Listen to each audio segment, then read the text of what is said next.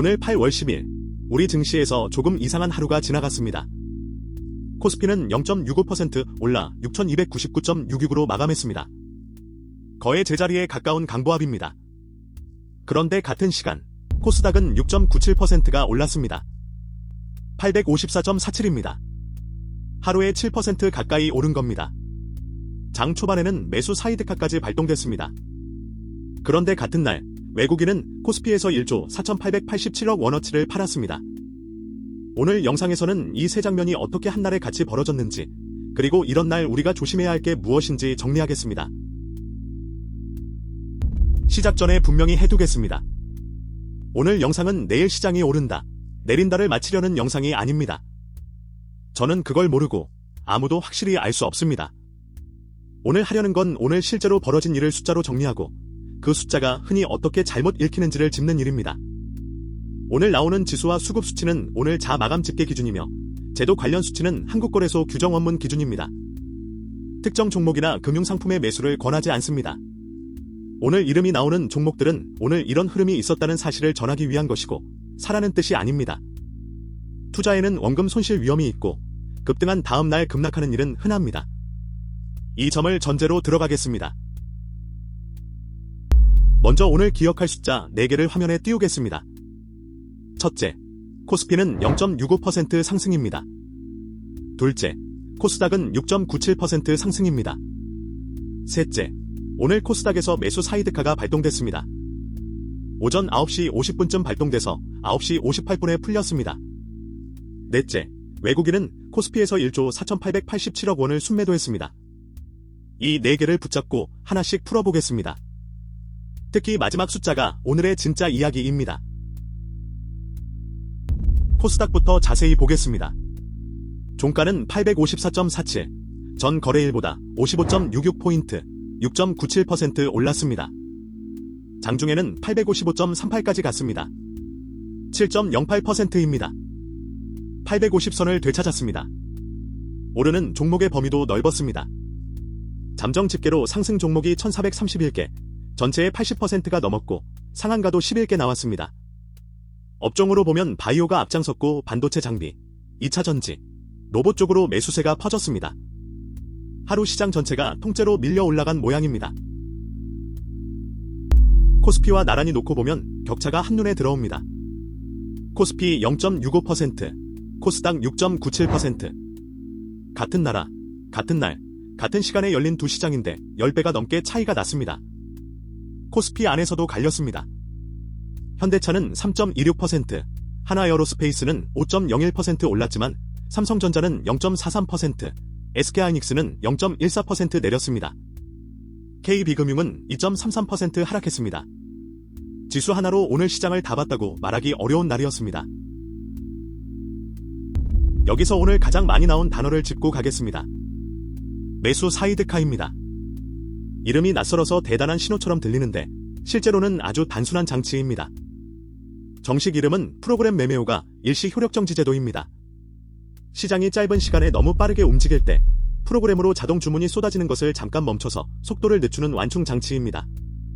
자동차로 치면 브레이크입니다. 초록불이나 빨간불 같은 신호등이 아닙니다. 이 구분이 오늘 영상에서 가장 중요한 부분입니다. 발동 요건을 한국거래소 규정 원문 그대로 보겠습니다. 유가증권 시장, 그러니까 코스피는 기준이 되는 코스피 200 선물 가격이 기준가 대비 5% 이상 오르거나 내린 상태로 1분간 지속되면 발동됩니다. 코스닥은 조건이 2개입니다. 코스닥 150 선물 가격이 기준 가격 대비 6% 이상 움직이고 동시에 코스닥 150 지수가 직전 거래일 종가 대비 3% 이상 움직이는 상태가 1분간 함께 지속돼야 합니다. 두 시장 모두 발동되면 그 시점부터 5분간 프로그램 매매 호가의 효력이 정지됩니다. 오를 때는 매수 호가가, 내릴 때는 매도 호가가 멈춥니다. 오늘 코스닥에서 실제로 어떤 숫자가 찍혔는지 보겠습니다. 오전 9시 50분쯤 코스닥 150 선물이 6.05% 올랐고 코스닥 150 지수는 6.25% 올라 있었습니다. 선물은 6% 요건을 넘겼고 지수는 3% 요건을 2배 넘게 넘긴 상태였습니다. 두 조건이 1분간 같이 유지되면서 매수 사이드카가 발동됐고 규정대로 5분 뒤인 9시 58분에 해제됐습니다. 해제 조건도 규정에 정해져 있습니다. 5분이 지나거나 장 종료 40분 전이 지나거나 매매 거래가 재개되면 풀립니다. 이제 오해를 하나 정리하겠습니다. 매수 사이드카가 발동됐다는 뉴스를 보고 시장이 좋다는 공식 신호라고 읽으시면 안 됩니다. 사이드카는 좋다 나쁘다를 판정하는 장치가 아니라 속도만 재는 장치입니다. 빠르게 움직였다는 사실 외에는 아무것도 말해주지 않습니다. 그리고 멈추는 대상도 제한적입니다. 5분간 멈추는 건 프로그램 매매 매수호가뿐이고 개인 투자자가 내는 일반 주문은 그대로 체결됩니다. 시장이 5분 동안 문을 닫는 게 아닙니다. 마지막으로 사이드카가 걸렸다고 해서 그 뒤에 더 오른다는 보장도 반대로 꺾인다는 보장도 없습니다. 자주 헷갈리는 서킷 브레이커와도 구분해 두겠습니다. 사이드카는 선물 가격이 기준이고 프로그램 매매 호가만 5분간 멈추며 그동안에도 시장은 계속 돌아갑니다. 서킷 브레이커는 지수 자체가 기준이고 발동되면 시장 전체의 매매가 실제로 중단됩니다. 강도가 다릅니다. 규정상 서킷 브레이커가 발동되어 있는 동안에는 사이드카가 따로 작동하지 않습니다. 이미 더 센 장치가 걸려있기 때문입니다. 정리하면 사이드카는 속도 제한이고 서킷 브레이커는 일시 정지입니다. 그럼 오늘 사이드카가 발동됐다는 사실에서 우리가 얻을 수 있는 정보는 뭘까요? 방향이 아니라 빈도입니다. 오늘 발동은 이번 달 들어 6거래일 중 3번째였습니다. 지난달 30일 1회 1번, 이번 달 3일과 4일, 그리고 오늘입니다. 거래일 2번에 1번꼴로 하루 안에 코스닥이 급하게 움직였다는 뜻입니다. 이건 방향에 대한 정보가 아니라 변동성에 대한 정보입니다. 오르는 날의 폭이 커졌다면 내리는 날의 폭도 같이 커져 있을 가능성이 높습니다. 급등의 반대편에는 늘 급락이 붙어 다닙니다. 이제 오늘의 진짜 이야기로 들어가겠습니다. 수급입니다. 코스피부터 보겠습니다. 잠정 집계 기준으로 개인이 8,998억 원, 기관이 5,674억 원을 순매수했습니다. 그리고 외국인이 1조 4,887억 원을 순매도했습니다. 코스피가 0.65% 오르긴 했지만 그 상승은 개인과 기관이 1조 4천억 원 넘게 받아낸 결과였습니다. 외국인이 판 물량을 국내 자금이 떠받친 하루였다는 뜻입니다. 지수만 보면 조용한 날이었지만 안에서는 큰 손바뀜이 있었습니다. 코스닥은 어땠을까요? 여기서 많은 분들이 오해하시는 지점이 나옵니다. 코스닥에서는 기관이 5,661억 원, 외국인이 1,031억 원을 순매수했고 개인이 6,729억 원을 순매도했습니다. 코스피와 정반대입니다. 코스피에서 팔던 외국인이 코스닥에서는 샀습니다. 그래서 오늘 하루만이 나온 표현이 외국인이 코스피에서 코스닥으로 갈아탔다는 말이었습니다.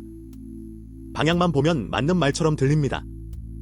그런데 여기에 반드시 확인해야 할 게 하나 있습니다. 금액입니다. 숫자를 나란히 놓아보겠습니다. 외국인이 코스피에서 판 금액은 1조 4,887억 원입니다. 코스닥에서 산 금액은 1,031억 원입니다. 약 14배 차이입니다. 코스닥에서 산 돈은 코스피에서 판 돈의 7% 정도밖에 안 됩니다. 갈아탔다고 부르기에는 규모가 전혀 맞지 않습니다. 나머지 1조 3,800억 원 남짓은 코스닥으로 가지 않았습니다. 어디로 갔는지는 이 숫자만으로 알 수 없습니다. 다른 자산으로 갔을 수도 있고 환전돼서 나갔을 수도 있습니다. 여기서 중요한 건 답을 아는 게 아니라 갈아탔다는 이야기가 숫자로 뒷받침되지 않는다는 걸 확인하는 겁니다. 이런 착시가 생기는 이유는 방향과 크기를 같이 보지 않기 때문입니다.